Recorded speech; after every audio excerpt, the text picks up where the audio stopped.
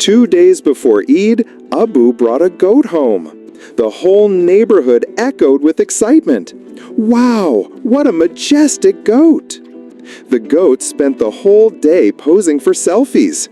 Every kid was like, he's totally an Instagram goat. But at night, he turned away from his food. Ami said, maybe he's just tired. Next day too, he sat silently with a shawl over him, as if listening to some deep qawwali. Abu said, he's got an attitude fever now. On the day of Qurbani, when everyone was ready, the goat came forward too, but brought a note with him. Zzz. First post my video on Reels, then do Qurbani. Hashtag last pose, hashtag star goat. The sacrifice happened and Instagram exploded with celebrity goat sacrificed with swag.